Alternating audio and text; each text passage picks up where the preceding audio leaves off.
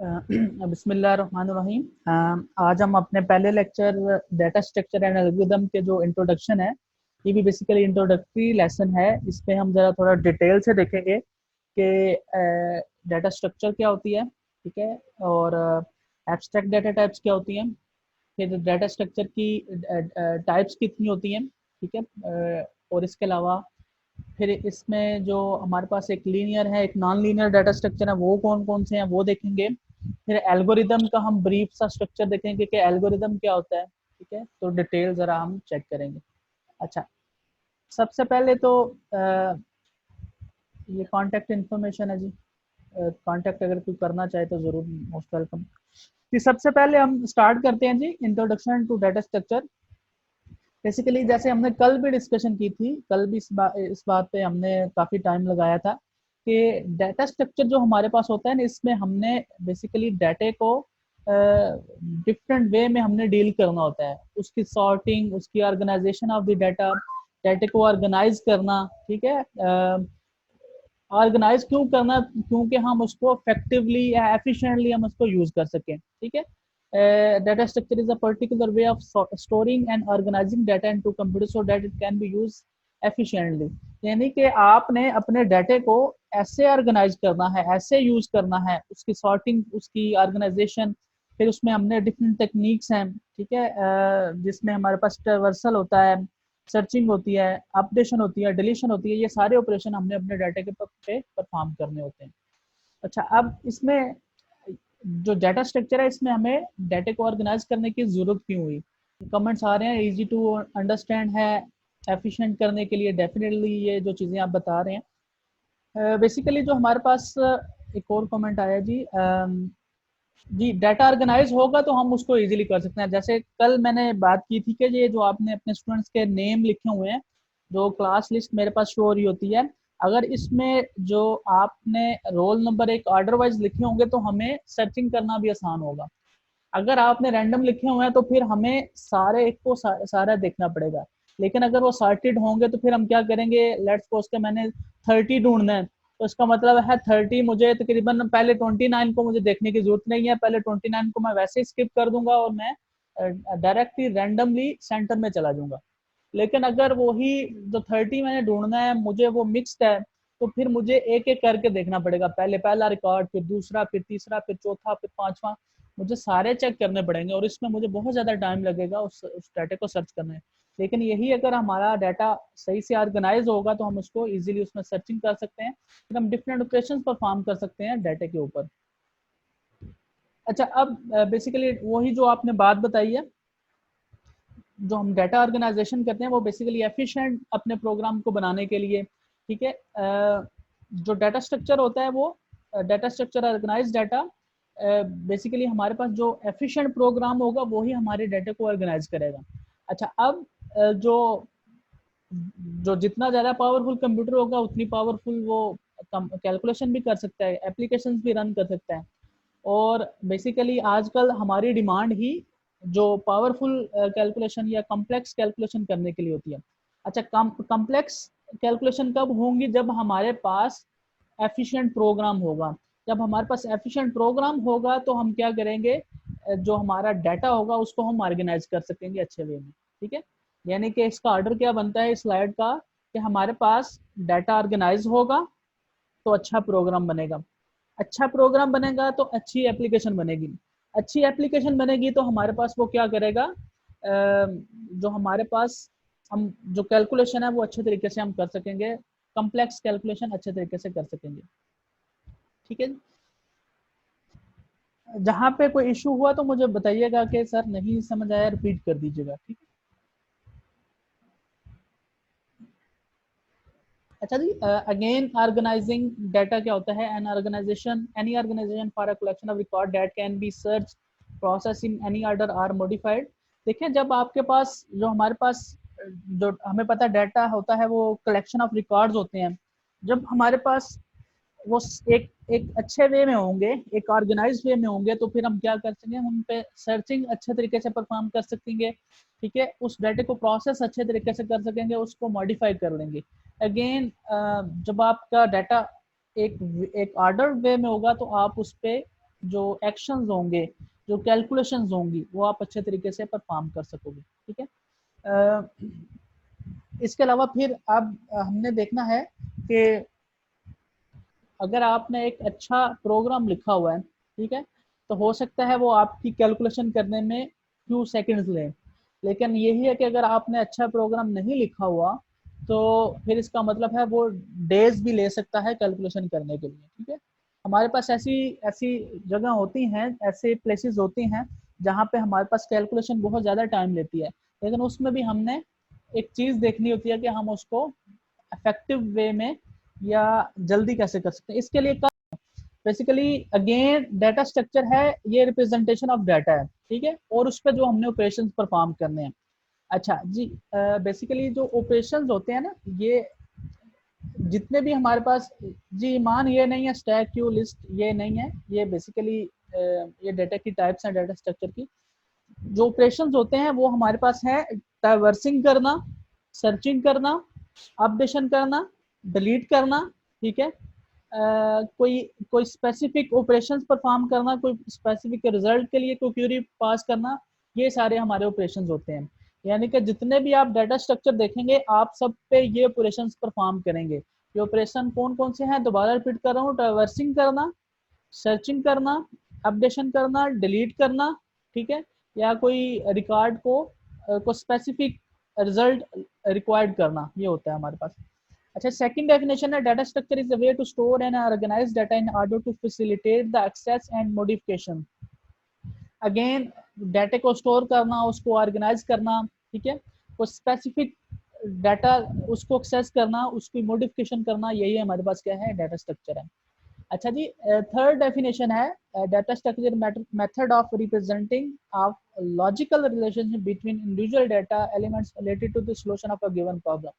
Basically जो data structure होता है ना, इसमें हमने जो हमारी प्रॉब्लम होती है उसका हमने सोल्यूशन प्रोवाइड करना है। लेट्स सपोज के मैं चाह रहा हूँ कि मैंने सिनेमा का टिकट्स वगैरह जो हैं वो क्या नाम है एंटर करवाने हैं, सिनेमा के टिकट्स हैं उनको लेना है, तो उसके लिए मुझे क्यू चाहिए होगी।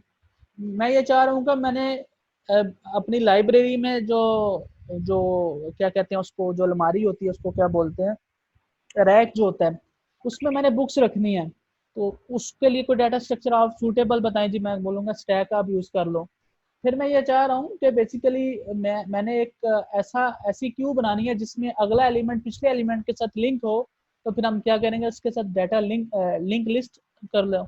या मैं कह रहा हूँ कि मैंने बाजार से कुछ चीज़ें लेके आनी है, मुझे एक लिस्ट चाहिए, तो मैं क्या करूँगा, उसमें डाटा स्ट्रक्चर की लिस्ट इंप्लीमेंट करूँगा। इसका मतलब है कि जो डाटा स्ट्रक्चर है ये हमारे जो प्रॉब्लम्स होती हैं उनका सोल्यूशन भी हमें प्रोवाइड करते हैं।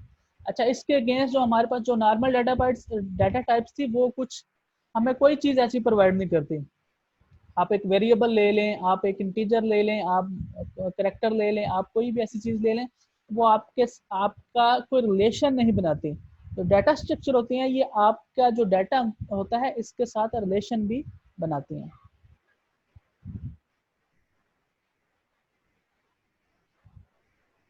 अच्छा जी, अब वही again data structure is a particular way organising data in computer memory so it can be use efficiently. Same वही डेफिनेशन है जो हमने पहले पढ़ी है।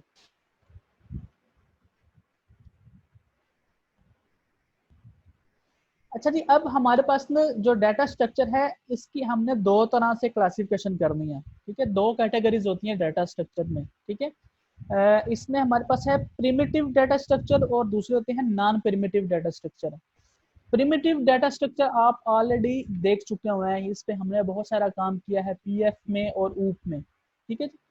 हमारे पास जो डाटा स्ट्रक्चर में मैं बात कर रहा था, दो तरह के होते हैं कि प्रिमिटिव होते हैं और नॉन प्रिमिटिव होते हैं। प्रिमिटिव कौन से होते हैं जी, प्रीवियस स्लाइड्स दोबारा एक्सप्लेन कर दें, एक मिनट जी। अच्छा, प्रीवियस स्लाइड में हमारे पास कुछ ऐसा नहीं था कि जो एक्सप्लेन करने वाला हो, वो उसकी डेफिनेशन हैं। इसमें यह है कि सबसे पहले हम डाटा जो रिप्रेजेंट करते हैं उस पर हमने डिफरेंट ऑपरेशंस परफॉर्म करने थे, ऑपरेशंस मैंने डिटेल के साथ बता दिए। दूसरे नंबर पे है कि हमने डाटा को स्टोर करना होता है और उसको ऑर्गेनाइज करना होता है। ठीक है। इस तरह करना होता है कि हमें डाटा की एक्सेस मिल सके और हम उसमें कोई चेंजेस वगैरह करनी हो तो वो कर लें। तीसरे नंबर पे हैं कि हमने जो डाटा होता है इसका रिलेशन बनाना होता है, रियल टाइम प्रॉब्लम लेके उसका हमने सोल्यूशन प्रोवाइड करना होता है। ठीक है, ये 3 स्लाइड्स हैं, इसकी समरी मैंने आपको बता दी है।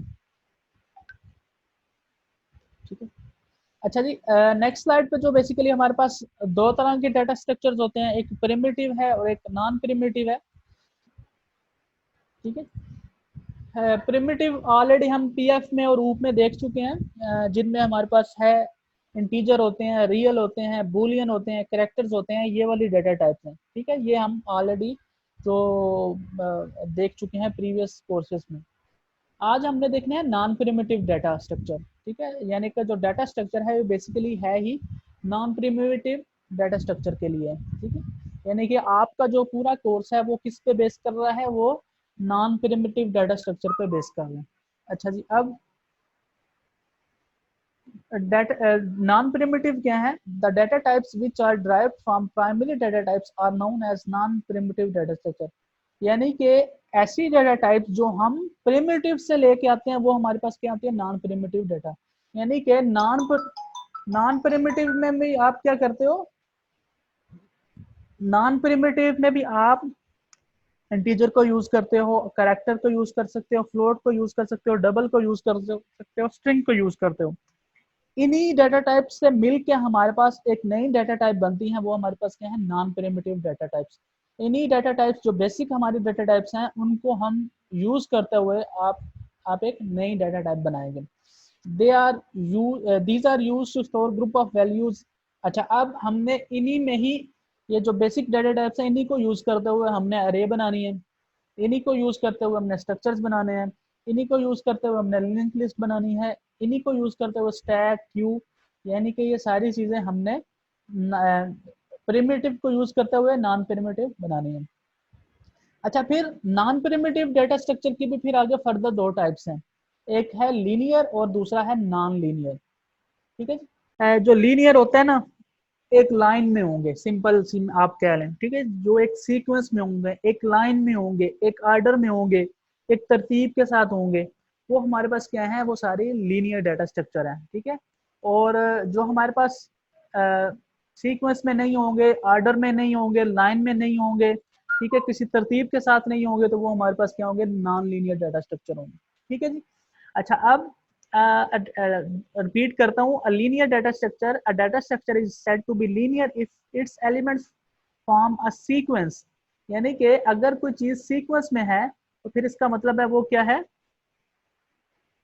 लीनियर डाटा स्ट्रक्चर है। लेट्स सपोज, अब सीक्वेंस में कौन से होते हैं? सबसे बड़ी एग्जांपल हमें पता है अरे। अरे की जब हम डेफिनेशन करें तो उसका हमें यही मीनिंग निकालते हैं या उसकी यही डेफिनेशन होती है कि जी जो कंजेक्टिव मेमोरी होती हैं, मिले आपस में लिंक होता है, जिनमें इकट्ठे होते हैं, जुड़े होते हैं, एडजेसेंट होते हैं, तो इसका मतलब अरे जो है ये लीनियर डाटा स्ट्रक्चर है। ठीक है, लिंक लिस्ट जो है ये भी जो अगला एलिमेंट है पिछले के साथ कनेक्ट होता है और जो दरमियान वाला होता है वो अगले के साथ होता है। यानी कि लिंक लिस्ट में भी हमारे पास एक एक ऑर्डर बनता है, एक तरतीब बनती है, एक सीक्वेंस बनता है। स्टैक स्टैक जो होता है, जैसे बुक एक के ऊपर दूसरी, दूसरी के ऊपर तीसरी, तीसरी के ऊपर चौथी, चौथी के ऊपर पांचवी, तो ये भी इसका मतलब है एक सीक्वेंस बन रहा है, एक तरतीब बन रही है, एक ऑर्डर बन रहा है, एक जैसी सारी नजर आ रही है। क्यू भी जैसे लाइन लगी होती है बिल जमा करवाने के लिए, तो भी सारे एक लाइन में होते हैं, एक सीक्वेंस में होते हैं, एक तरतीब में होते हैं। ठीक है जी। अच्छा, अब आते हैं नॉन लीनियर डाटा स्ट्रक्चर। जी, कोई एग्जांपल देगा? नॉन लीनियर यानी कि उसका रिवर्स करना है, जो हमने ऊपर बात की है उसका हमने रिवर्स करना है जी।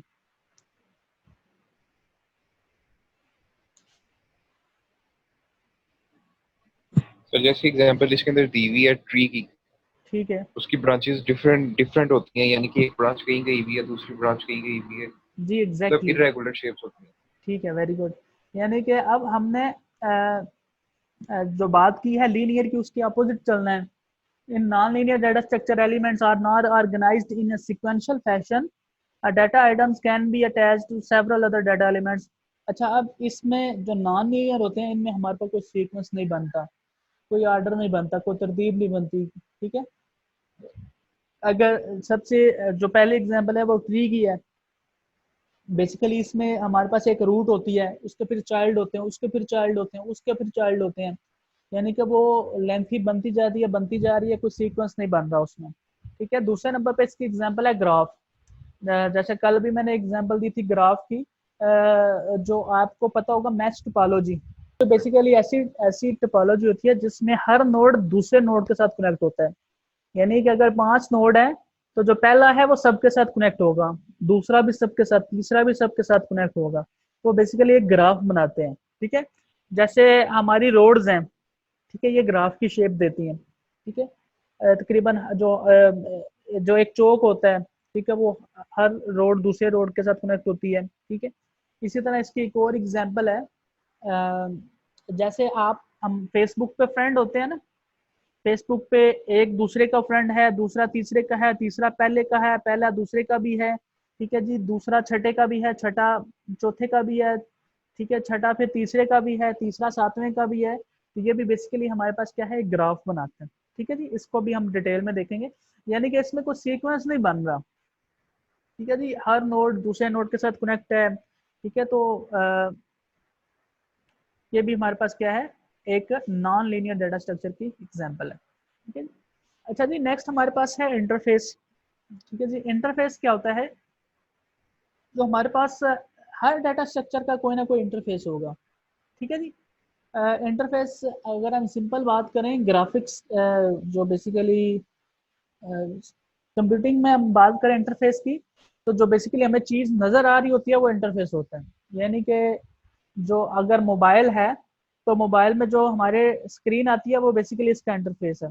जो डेस्कटॉप पे जो डेस्कटॉप है हमारे, जो सामने विंडो ओपन होती है जब कंप्यूटर ऑन होता है, तो बेसिकली इसका इंटरफेस है ना। अच्छा जी, interface represent a set of operation that a data structure support. यानी कि इंटरफेस में आप क्या कर सकते हैं, जितने ऑपरेशंस परफॉर्म कर सकते हैं। आपको याद होगा लास्ट जो आपने प्रोजेक्ट्स बनाए थे पी ऊप में, तो आपने एक चीज़ बनाई होगी जिसको हम बोलते थे, क्या बोलते थे, जो ऑप्शंस आप प्रोवाइड करते थे जी, 1 के लिए एंटर होने के लिए, 2 अपडेट करने के लिए, 3 डिलीट करने के लिए, 4 रिकॉर्ड देखने के लिए, 5 एग्जिट के लिए। याद है किसी को? Yes menu sir. सर बना दो। वो एग्जैक्टली वो चीज़ क्या थी, वो इंटरफेस है। ठीक है जी, यानी कि जिसमें हम क्या कर सकते हैं, बेसिकली वो हमारी ये जितनी भी डाटा स्ट्रक्चर हैं, जो आप डाटा स्ट्रक्चर पढ़ोगे उसका इंटरफेस होगा। इंटरफेस के अंदर आप डिफाइन करोगे कि आप उस पर क्या क्या ऑपरेशन परफॉर्म कर सकते हो। अरे पे हमारे पास जो ऑपरेशन हम परफॉर्म कर सकते हैं, अरे में हम डाटा इंसर्ट कर सकते हैं, डाटा अपडेट कर सकते हैं, डाटा डिलीट कर सकते हैं, नंबर ऑफ एलिमेंट्स काउंट कर सकते हैं। तो ये सारे क्या हैं, ये सारे अरे के ऑपरेशन हैं। बेसिकली जो इंटरफेस होता है वो हमें एक प्रोवाइड करता है कितने सेट ऑफ ऑपरेशंस हैं वो परफॉर्म कर सकते हैं, type of parameter that can be accept and return type of their. यानी कि जो डाटा टाइप्स हैं वो आप बता सकते हो कितनी एक्सेप्ट कर सकता है या कितनी कितनी उसमें मौजूद है। अच्छा चलें, कोई बात नहीं। अच्छा जी, इम्प्लीमेंटेशन है।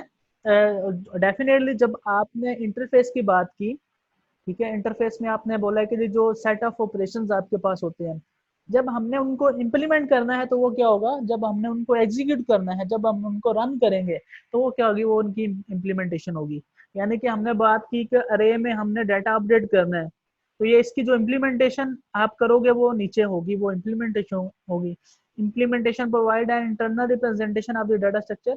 यानी कि जो आपने अपडेशन करनी है वो कैसे करनी है, वो इम्प्लीमेंटेशन में आएगी। आपने अरे में डिलीशन करनी है, कैसे करेंगे, वो इसकी रिप्रेजेंटेशन में आएगी। ठीक है, it provides the definition of algorithm used in operation of data structure. यानी कि जो आप ऑपरेशंस परफॉर्म करोगे उसकी डिस्क्रिप्शन इम्प्लीमेंटेशन में आएगी। जो ऑपरेशन आप परफॉर्म करोगे वो कैसे होगा, क्या उसकी डेफिनेशन होगी, क्या उसका एल्गोरिथम होगा, वो सारा इम्प्लीमेंटेशन में आएगा। अच्छा जी, अब हमारे पास एक डाटा स्ट्रक्चर है, वो उसकी करेक्टरिस्टिक्स हैं क्या है। सबसे पहले है हमारे पास करेक्टनेस। जी, करेक्टनेस है कि जो चीज़ हमने डाटा स्ट्रक्चर इम्प्लीमेंट की है वो करेक्ट है या नहीं है। लेट्स सपोज कि आपने एक बैंक में लाइन बना, बिल जमा कराने के लिए आपने लाइन लेनी है, तो आप उसमें स्टैक इम्प्लीमेंट कर देते हो।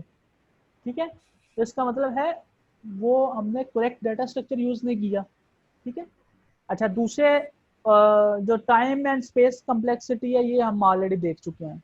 को सिलेक्ट करने के लिए हमें सबसे पहले क्या करना पड़ेगा, अपनी प्रॉब्लम को एनालाइज करना पड़ेगा, यानी कि आपको पता होना चाहिए कि आपकी प्रॉब्लम क्या है। अच्छा, ये वैसे भी कहते हैं कि जी मैं आपको भी बोलता हूँ कि जब आप एक अपनी प्रॉब्लम को सही डिफाइन कर लेते हैं ना, आप वैसे ही अपने 50% उसको सॉल्व कर लेते हैं, ठीक है। तो सबसे मेन हमारा काम है, पहला काम क्या है कि हमने जो अपनी प्रॉब्लम है उसको डिफाइन करना है, ठीक है। कंप्यूटिंग में भी यही होता है, सबसे पहले आपको पता होना चाहिए आपकी प्रॉब्लम स्टेटमेंट क्या है, आपने करना क्या है, ठीक है, आपने इसको करना कैसे है, ठीक है। अच्छा, अब